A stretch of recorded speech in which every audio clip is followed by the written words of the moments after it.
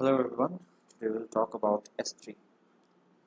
So before we talk about S3, the important stuff is to understand the types of storage that AWS provides us. There are two kinds of storage, one is block level storage and another is object level storage. As part of block level storage, we have the service Elastic Block Storage, and as part of object level storage, S3 is the service provided to us. What is an object level storage and what is a block level storage? Block level storage means wherein you have a privilege to write directly on the block of the entire storage. Block is the smallest granules through which the entire storage is formed. You can directly read, directly write, you can partition, you can format. The normal hard disk, pen drives, or anything that we use in our daily lives are also a part of block level storage. Object level storage means we upload our object, we download an object. With reference to an object, we work on it. For example, Google Drives, OneDrive, SharePoint. We just upload or download. We cannot directly read or write. We can view the file, we can open the file, but we cannot write, we cannot edit it directly. So, the service by AWS related to object level storage is S3. S3 also stands for Simple Storage Services. So what all are we going to cover here? It's overview, bucket, static website, transfer accelerator, lifecycle management. Overview. S3 is global in nature. It has got unlimited storage, unlike block level storage where you have to pre-allocate the size. We do not have to pre-allocate the size.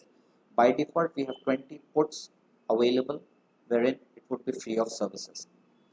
Size of the maximum size of one file can be up to 1 petabyte, and and S3 ensures that availability and durability of the data that is being uploaded on S3 is 99.99%. I'll be adding that here.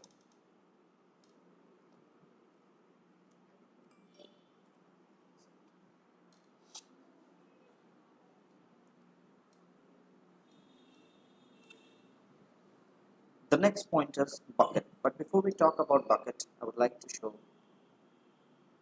the storage. So after we click on services, here's what we get S3.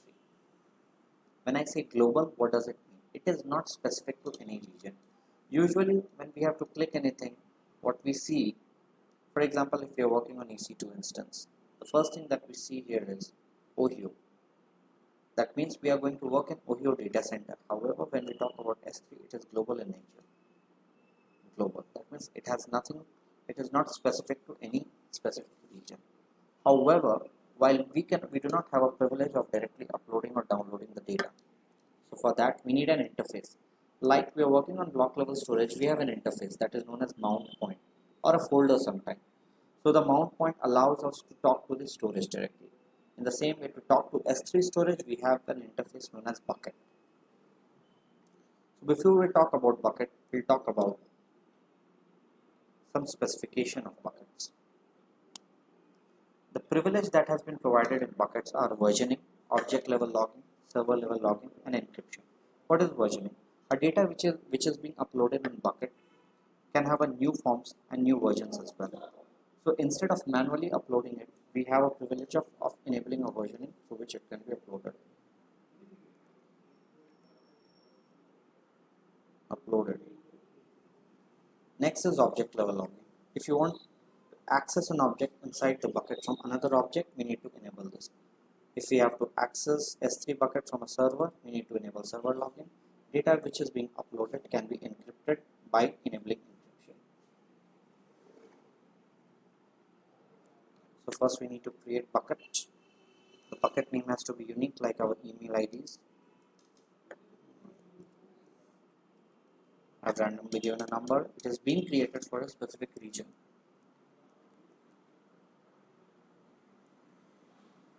S3 is global, but the bucket is created for a region. We have a privilege of copying the settings from existing bucket. Since we do not have any existing bucket, we will not be copying. We'll just move next. As I said, the bucket has certain privilege of versioning, server access login, tags, object level login, default encryption. As of now, we'll keep everything disabled. We will not be enabling anything because it is all for demonstration purpose. Then it's a new